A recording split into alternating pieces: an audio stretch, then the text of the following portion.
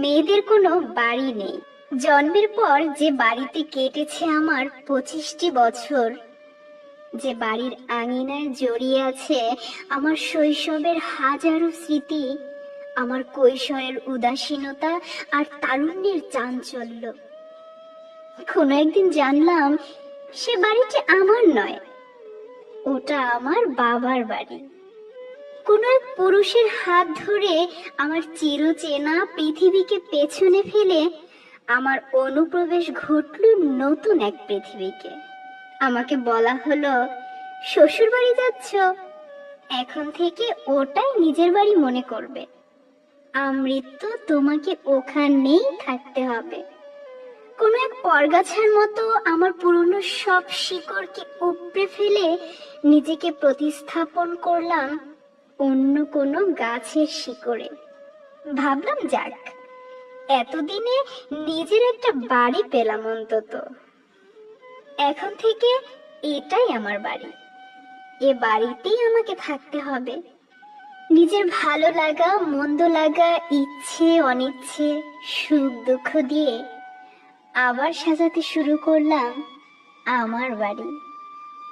মুহূর্তেই বুঝতে পারলাম, এটা তো আমার বাড়ি নয়, এটা আমার শ্বশুর বাড়ি। সময় যেতে থাকলো, শ্বশুর মশাইও গত হলেন। উত্তরাধিকার সূত্রে বাড়িটি আমার স্বামীর হলো।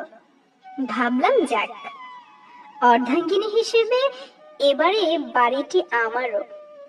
কিন্তু কই, পান থেকে চুন খসলে স্বামীর কাছ থেকেও তো শুনতে হয়, আমার বাড়িতে এসব একদম চলবে না। তার মানে বাড়িটি আমার স্বামীর, আমাদের নয়। আমাদের বলতে মানে আমার নয়। ছেলে বড় হলো, ভালো চাকরি পেল, ওর বাবা আজ নেই। উত্তরাধিকার সূত্রে এ বাড়িটি আমার ছেলের হলো।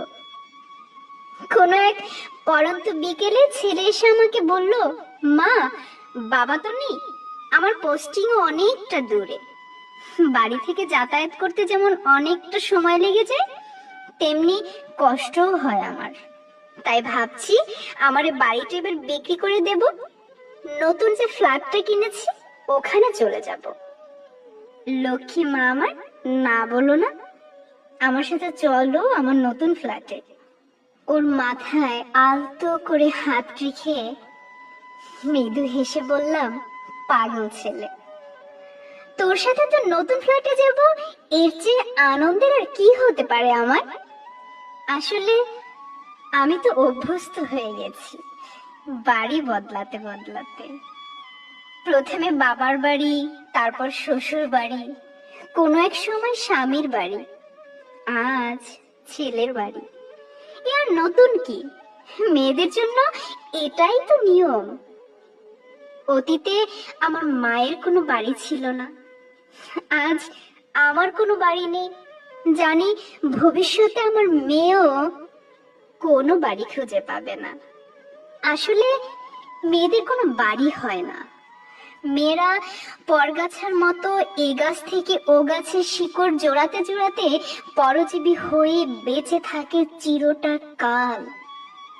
যুগ বদলেছে, নিয়ম বদলেছে, হাজার বছর গেছে, জানি সহস্র বছর যাবে আরো, কিন্তু কোনো মেয়ে নিজের বাড়ি খুঁজে পাবে না কোনোদিন।